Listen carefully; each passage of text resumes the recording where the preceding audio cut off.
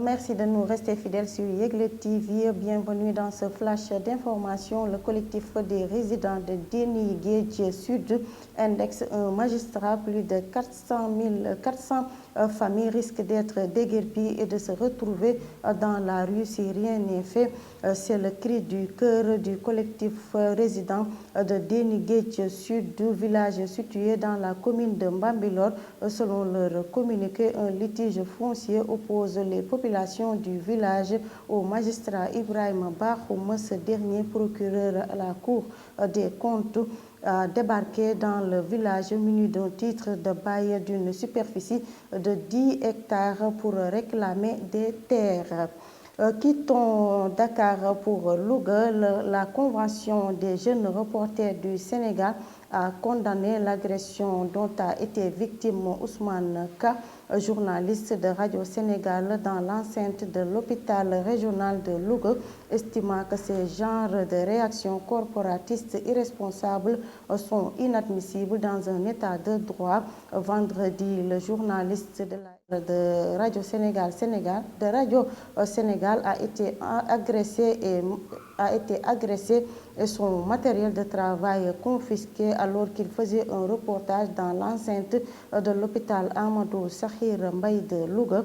Le collectif des journalistes de Louga a dénoncé avec rigueur dans un communiqué le comportement d'agents de l'hôpital depuis l'éclatement de l'affaire Astou Sokhna, du nom de cette jeune femme décédée en couche, accusant les journalistes d'avoir envenimé la situation. Quittons Louga pour la Saint-Louis. À l'issue d'une assemblée générale tenue hier dimanche, la coordination des étudiants de Saint-Louis a décidé de maintenir son mot d'ordre de grève. Tous les étudiants sont invités à rentrer chez eux, informe un communiqué signé par le président de séance Ousmane Gueye.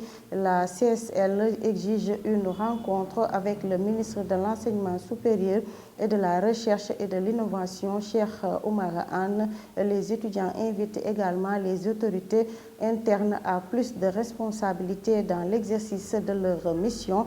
Ils n'excluent pas de passer à la vitesse supérieure si le problème persiste. Terminons à Kolda. 3 personnes ont été placées sous mandat de dépôt après leur face-à-face avec le maître des poursuites. Elles sont poursuivies pour association de malfaiteurs, trafic international de bois et tentative de meurtre. Entre autres chefs d'accusateurs, leur arrestation survient 6 jours après l'ouverture d'une enquête suite à la mort d'un trafiquant de bois lors d'un accrochage avec les agents des eaux et forêts de la brigade forestière de Ndorma et 19 présumés trafiquants de bois dans le département de Médina Yoro Foulah. Une arme artisanale a été retrouvée sur les lieux du drame appartenant aux mises en cause. 19 charretiers chargés chacune d'un billet de bois de veine ont été saisis et 11 chevaux et 2 ânes. C'en est tout pour aujourd'hui, l'actualité nationale. Nous vous donnons rendez-vous très prochainement sur Yegle TV.